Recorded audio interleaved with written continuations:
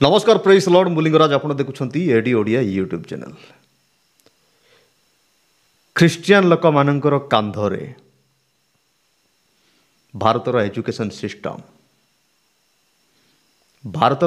System संपूर्ण Christian लोक मान डिपेंडेंट अटे। आपड़ जदि प्राइवेट स्कूल कॉलेज गुड़िक बंद करदे परा भारतर एजुकेशन सिस्टम तबाह हो नष्ट हो लोक मैंने मूर्ख हो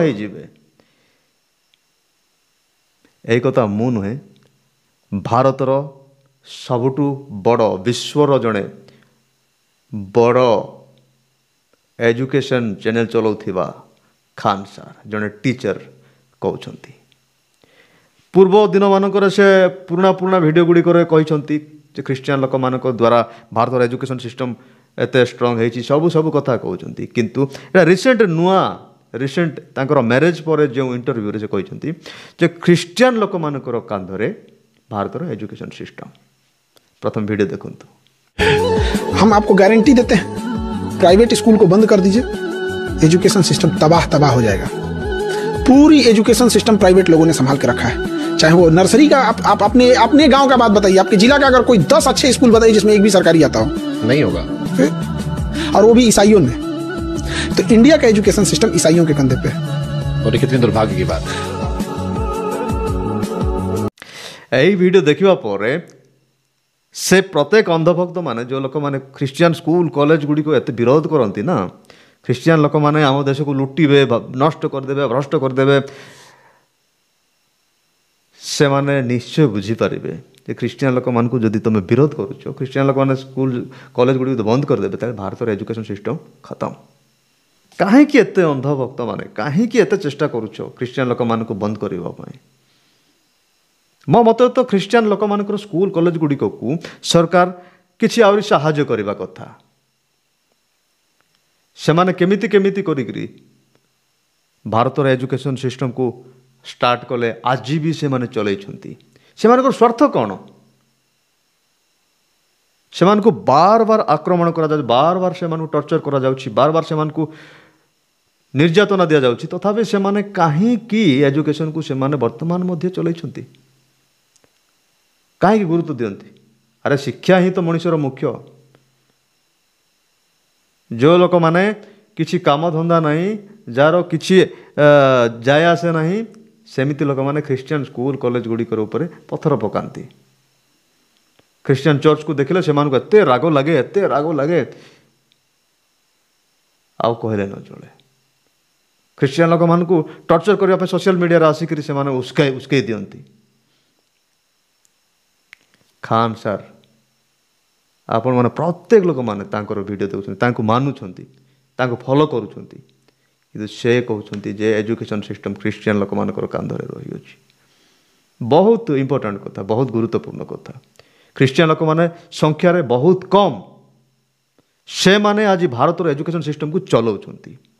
जदि से माने बड़ी थांते ताहले से माने भारत को कौन कर दे पारि थांते आपण माने टिके चिंता करंतु, टिके चिंता करंतु।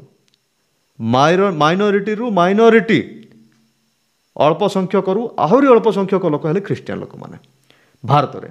से माने जदि बहु संख्यक ही थांते भारत को से माने चीन अमेरिका ठारू अधिका करबा पई किछि भी समय लागि न थांता।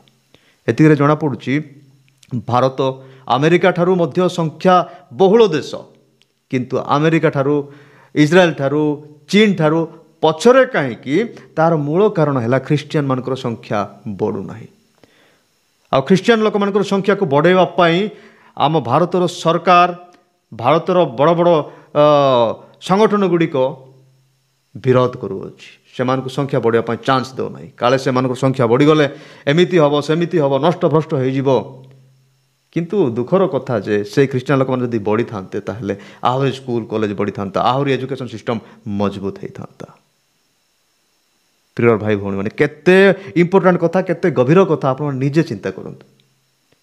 जड़े वर्ल्ड रो प्रसिद्ध जड़े टीचर जे कि खान सर से कहते जे भारतर एजुकेशन सिस्टम संपूर्ण प्राइवेट स्कूल गुड़ी को प्राइवेट कॉलेज गुड़ी को ऊपर रही अछि। से माने ख्रिस्टियन लोक केते खुशीर कथा, केते गौरवर कथा କିନ୍ତୁ ସେହି ଖ୍ରୀଷ୍ଟିଆନ ଲୋକମାନଙ୍କୁ ଆଜି 24 ଘଣ୍ଟା କିଛି ଲୋକମାନେ ଲାଗି ପଡ଼ିକିରି ପରିଶ୍ରମ କରିକିରି ବିରୋଧ କରନ୍ତି। କିଏ କିଏ ତ ଦାବି କରେ ଯେ ଏମାନଙ୍କ ବିରୋଧରେ କାନୁନ ଅଣାଯାଉ, ଏମାନଙ୍କୁ ସମ୍ପୂର୍ଣ୍ଣ ଘର ବାପସି କରାଯାଉ, ବାକି ଯେତେ ମିଶନ ଗୁଡ଼ିକ ଅଛି ପୁରା ବନ୍ଦ କରି ଦିଆଯାଉ, ସେ ପଇସା ଆସୁଥିଲେ ପଇସା ଗୁଡ଼ିକ ବନ୍ଦ କରି ଦିଆଯାଉ। କେତେ ନାନା କଥା କୁହାଯାଉଛି, କେତେ କେତେ ବିଚିତ୍ର ବିଚିତ୍ର କଥା। ଆଉ ସେମାନେ କହିବାରେ ବି ହାଲିଆ ବି ହେଉନାହାନ୍ତି। ଏବେ ମୁଁ ବୁଝିପାରୁଛି ଭାରତରେ ଶିକ୍ଷା କାହିଁକି କମ୍, କାହିଁକି ଶିକ୍ଷାର ଅଭିବୃଦ୍ଧି ନାହିଁ। ତାର ମୂଳ କାରଣ ହେଲା ଖ୍ରୀଷ୍ଟିଆନ ଲୋକମାନଙ୍କର ସଂଖ୍ୟା କମ୍। ଏତେ କମ୍ ଲୋକ ଯଦି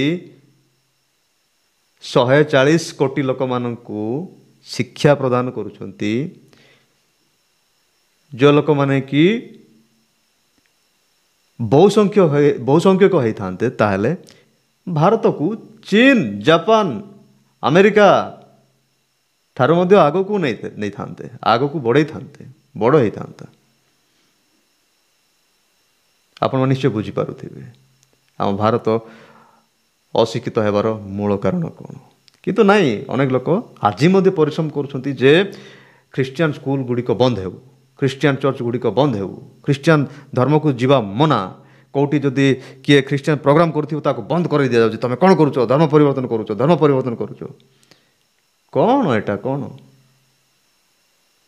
ଟିକେ ଶିଖ, ଜାଣିବା ପାଇଁ ଚେଷ୍ଟା କର, ବୁଝିବା ପାଇଁ ଚେଷ୍ଟା କର। ଖାଲି ଅଯଥାରେ କହିଦେଲେ ହେବ ନାହିଁ। ଗୁରୁତ୍ୱ ଦିଅନ୍ତୁ। ଯେଉଁ ଲୋକମାନେ ଖ୍ରୀଷ୍ଟିଆନ ଲୋକମାନଙ୍କୁ ବିରୋଧ କରୁଛନ୍ତି ସେମାନଙ୍କୁ ଚିହ୍ନଟ କରନ୍ତୁ, ଜାଣନ୍ତୁ।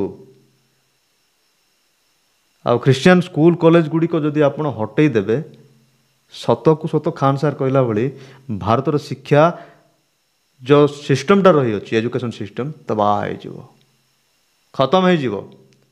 ଟିକେ ଅନୁମାନ କରନ୍ତୁ ଆପଣଙ୍କ ଅଞ୍ଚଳରେ କେଉଁଠି ଖ୍ରୀଷ୍ଟିଆନ ସ୍କୁଲ ଗୁଡ଼ିକ ଅଛି, ସେ ସ୍କୁଲ ଗୁଡ଼ିକ କେତେ ଆବଶ୍ୟକ ହେଉଛି ଆପଣଙ୍କ ଅଞ୍ଚଳରେ, ଟିକେ ଚିନ୍ତା କରନ୍ତୁ। ଆଉ ସେ ସ୍କୁଲ ଗୁଡ଼ିକ ଯଦି ବନ୍ଦ ହେଇଯିବ ତାହେଲେ ଆପଣମାନଙ୍କର ପିଲାମାନଙ୍କର ଅବସ୍ଥା କ'ଣ ହେବ, ଟିକେ ଆପଣ ଚିନ୍ତା କରନ୍ତୁ। କେତେ ଗଭୀର କଥା। କେବେ ଏମିତି କଥାକୁ ଯଦି କେହି ଜାଣିନାହାନ୍ତି ସେମାନେ ବୁଝିବା ଦରକାର। ଆଉ ଯେଉଁ ଓଡ଼ିଶାରେ ଯେଉଁ ରେଟ୍ରେ ଛତିଶଗଡ଼, ଓଡ଼ିଶା, ଉତ୍ତରପ୍ରଦେଶରେ ଖ୍ରୀଷ୍ଟିଆନମାନଙ୍କୁ ବିରୋଧ କରାଯାଉଛି, ସେସବୁ କେଉଁଠି ନା କେଉଁଠି ଆମ ଦେଶର ଉନ୍ନତିକୁ ରୋକିବାର ଗୋଟେ ପ୍ରୟାସ କରାଯାଉଛି। ଲୋକମାନଙ୍କୁ ଅନ୍ଧ କରିକି ରଖିବା ପାଇଁ, ଅଶିକ୍ଷିତ କରିକି ରଖିବା ପାଇଁ, ସେମାନଙ୍କୁ ଠେଙ୍ଗା ଲାଠି ଧରିବା ପାଇଁ ଶିଖିବା ପାଇଁ, ଅସ୍ତ୍ରଶସ୍ତ୍ର ଧରିବା ଶିକ୍ଷା ଦେବା ପାଇଁ ବେଶୀ ଗୁରୁତ୍ୱ ଦିଆଯାଉଛି। ବହୁତ ଦୁଃଖର ବିଷୟ ଅଟେ। ତେବେ ଯାହା ହଉ, ଆଉ ଜାଣିବା ଲୋକ ତ, ବୁଝିବା ଲୋକ ତ ବୁଝିବେ। ଯେଉଁ ଲୋକମାନେ କି ଖାନ ସାର୍କୁ ଫଲୋ କରୁଥିବା ଲୋକମାନେ, ଏମିତି ଶିକ୍ଷିତ ଲୋକମାନଙ୍କୁ ଫଲୋ କରୁଥିବା ଲୋକମାନେ ନିଶ୍ଚୟ ବୁଝିପାରିବେ। କିନ୍ତୁ ନ ଜାଣିବା ଲୋକ, ଯେଉଁମାନେ କି କିଛି ନେତାମାନଙ୍କର ଚାମଚା ଅଟନ୍ତି, ନେତାମାନଙ୍କର ଫାଇଦା ପାଇଁ ସେମାନେ କାମ କରନ୍ତି, କୁର୍ସିକୁ ବଞ୍ଚାଇବା ପାଇଁ, ଆଉ ଖ୍ରୀଷ୍ଟିଆନ ଧର୍ମକୁ ତାଡ଼ନା କରନ୍ତି। ବହୁତ ଦୁଃଖର ବିଷୟ ଅଟେ।